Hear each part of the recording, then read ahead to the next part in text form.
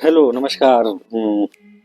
मेरा नाम गौरव कुमार है। जैसा कि आप जानते हैं कि हमारा ये सेकंड वीडियो है और कैलकुलस अनफिल्टर्ड में आज मैं जो टॉपिक लेके आया हूँ वो है खास करके लिए पेरेंट्स और स्टूडेंट दोनों के लिए।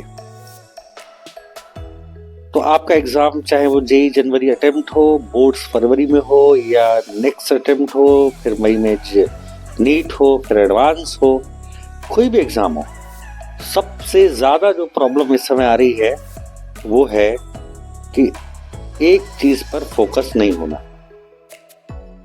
सिर्फ मैं कंसंट्रेशन और दिमाग की बात नहीं कर रहा हूँ parents and students. I am talking about क्या आप एक रेफरेंस बुक से पढ़ते हैं, क्या आप एक रेफरेंस बुक से क्वेश्चन सॉल्व करते हैं, क्या एक फैकल्टी को फॉलो करते हैं, क्या आप एक चैनल फॉलो करते हैं, क्या आप एक इंस्टीट्यूट फॉलो करते हैं, क्या आप एक टेस्ट सीरीज फॉलो करते हैं, क्या एक बुक को आप 10 बार पढ़ते हैं या 10 बुक को एक बार पढ़ते हैं। तो सबसे इंपॉर्टेंट बात जो मैंने ऑब्जर्व आजकल मैं कर रहा हूँ, जब से ये सोशल मीडिया का प्रकोप आया है, जब से यूट्यूब का प्रकोप आया है, तो मैं टीचर्स की बुराई नहीं कर रहा हूँ। टीचर्स सारे बच्चे पढ़ाते हैं, मैं भी पढ़ाता हूँ। मैं बात कर रहा हूँ कि क्या हम बच्चों में इतनी कैपेबिलिटी है कि हम इतनी जगह से पढ़ के, इतना कंटेंट पढ़ के, वेरिएशन ऑफ कंटेंट पढ़ के क्या सरवाइव कर सकते हैं? तो आंसर है नो। तो क्या फॉलो करें? तो पेरेंट्स और टीचर दोनों के लिए है, साथ में स्टूडेंट्स के लिए है कि हम बच्चों को बताएं कि बेटा हर चीज वन होना चाहिए। One only one. पहला है one reference book and one solving book. First you have to finish. 10 book लेने से कोई फायदा नहीं। एक कहानी है बहुत फेमस कि 10 किताबों को एक बार पढ़ने से अच्छा है एक किताब को 10 बार पढ़ो। नेक्स्ट आता, हाँ, खत्म होने के बाद आप 10 बुक खत्म करिए, चलेगा, but first you have to be finish first one book. One that is one.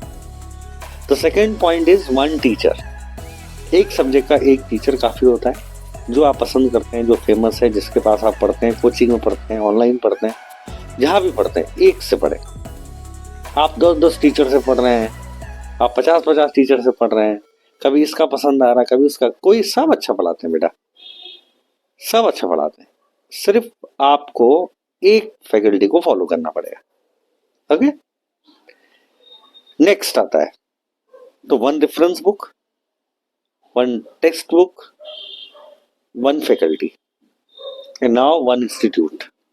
चाहे आप ऑनलाइन प्लेटफॉर्म पे हो, चाहे आप ऑफलाइन प्लेटफॉर्म पे हो, आपको सिर्फ एक को फॉलो करना है।